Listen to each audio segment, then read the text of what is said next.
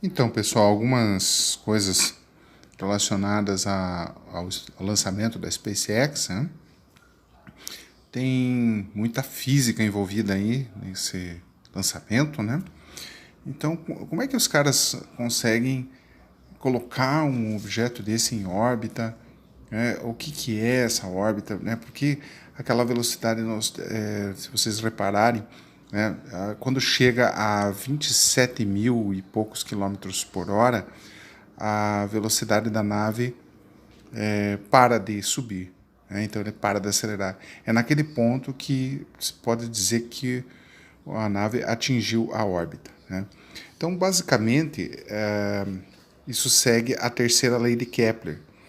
A terceira lei de Kepler, ela relaciona a força centrípeta, né, a força que mantém um corpo numa trajetória circular, né, que a órbita na verdade não é uma trajetória circular, mas ela é uma trajetória elíptica, né? Mas dá para fazer um tratamento pela trajetória circular para dar uma simplificada, né? Então a gente sabe, né, pelos estudos da aceleração centrípeta, né, da força centrípeta, né, que uma força centrípeta ela é a massa de um objeto multiplicada pela aceleração centrípeta. Então, essa aceleração centrípeta, né, ela pode ser expressa pelo quadrado da velocidade, né, dividido pelo raio, né? Então, o raio seria o raio da trajetória em relação ao centro de gravidade, né? Essa força centrípeta, ela é de natureza gravitacional. Então, se ela é de natureza gravitacional, então nós devemos utilizar a gravitação para expressá-la, né? Então, a gravitação newtoniana, ela é expressa da seguinte forma, né? Constante de gravitação G multiplicada pela massa da Terra, multiplicada pela massa do objeto que está entrando em órbita, dividido pelo quadrado da distância, pelo quadrado do raio da trajetória. Muito bem. Essa é a nossa igualdade, né? A igualdade que determina, né, que vai permitir fazer um objeto entrar em órbita, né? Então, é essa expressão que vai nos permitir chegar à velocidade com que o objeto pode entrar em órbita, né? No caso ali, a velocidade de órbita foi atingida, né? Eles chegaram, a altitude, né, que eles devem chegar é 400 quilômetros, né? Por uma questão mais ou menos de facilidade, eu vou calcular a velocidade necessária para se ter uma órbita a 300 quilômetros de altitude, né? Só para os números ficarem um pouco mais fáceis de manipular. Mas é o mesmo procedimento, né? Então, nesse caso aqui, ó, essa massa e essa massa, elas são a mesma coisa. Então, elas podem ser simplificadas. Então, a partir disso, nós podemos trabalhar somente com essas grandezas aqui, né? Então, aqui também, o raio da trajetória é o mesmo que o raio dessa velocidade da aceleração centrípeta, né? Então, eu posso fazer uma simplificação aqui, né? Posso simplificar esse aqui com um dos raios aqui, né?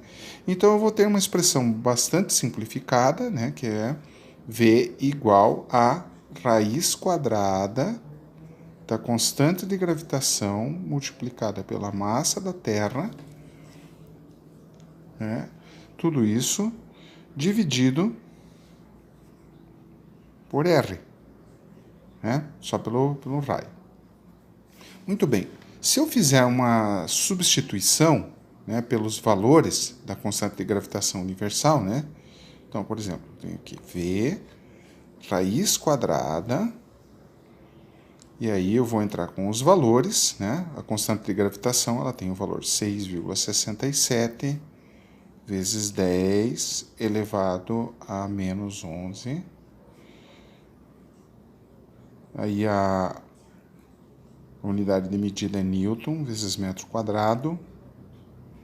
quilograma a menos 2. Isso aqui você pode obter lá no livro do Halliday, né? Tá nas tabelas do Halliday tem esse valor. Aí multiplicado pelo valor da massa da Terra. O valor da massa da Terra também é tabelado tem lá nas tabelas do Halliday. 5,98 vezes 10 elevado a 24 quilogramas. Tudo isso dividido pelo raio da trajetória. Tem que notar que esse raio de trajetória, ele seria o raio terrestre, que é 6.370 quilômetros, mais a altitude. Né? Se nós estamos considerando uma altitude de 300 quilômetros, então seria 6.370 quilômetros mais 300 quilômetros. Então temos 6.670. Né? Então, convenientemente, eu usei 300 justamente para dar 6,67 vezes 10 elevado a sexta metros. Tá? Com isso eu consigo simplificar aqui e aqui, né? Porque eu fiz, como eu falei, eu usei esse valor para ficar conveniente. Né? E aí, com essa operação, eu vou ter, reunindo as unidades aqui, é possível demonstrar que essas unidades de medida aqui, todas elas, você fazendo uma composição, né? Então, por exemplo, aqui eu posso simplificar 1 decímetro com esse metro aqui, esse quilograma eu posso simplificar com 1 quilograma aqui ficar menos 1, né? E eu vou ter uma unidade de medida aqui que vai ficar Newton vezes metro por quilograma. Ora, essa unidade de medida ela vai acabar ficando com metro ao quadrado por segundo ao quadrado, né?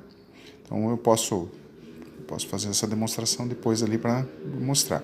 E a raiz quadrada disso vai dar metro por segundo, que é justamente a velocidade, a unidade de medida de velocidade, né? Então, vou ter metro por segundo como unidade de medida. Né? E os valores aqui, né, eu vou ter esse V igual a raiz quadrada de 5,98, que foi o multiplicador aqui que ainda sobrou, vezes 10 elevado a quanto? 24, né? 10 elevado a 24, vezes 10 elevado a menos 11, 24 menos 11, 24 menos 10 dá 14, menos 1 dá 13, né? E dividido por 10 a sexta. Então vai sobrar aqui 10 elevado a sétima. Né? E isso, né, demonstra-se que dá para ficar com metro ao quadrado por segundo ao quadrado. Tá? Tirando a raiz quadrada, né, nós vamos ter aqui finalmente um valor de aproximadamente 7.733 metros por segundo. Se multiplicarmos esse valor por 3,6, né, que é a razão de conversão de metro por segundo para quilômetro por hora, essa velocidade vai ser de aproximadamente 27.800 quilômetros por hora. Tá? Aí vocês podem conferir isso aí, né? Podem fazer, inclusive, essa demonstração aqui da unidade de medida, né? Porque, por exemplo, o Newton é quilograma vezes metro por segundo ao quadrado, né? Então, substituindo aqui, aí você vai notar que vai ficar metro ao quadrado por segundo ao quadrado. Tá certo? Então é isso, pessoal. Espero que tenham gostado aí da minha sugestão de vídeo para assistir. E aqui vai um pouquinho da física envolvida nesse lançamento. Beleza? Um abraço e até mais.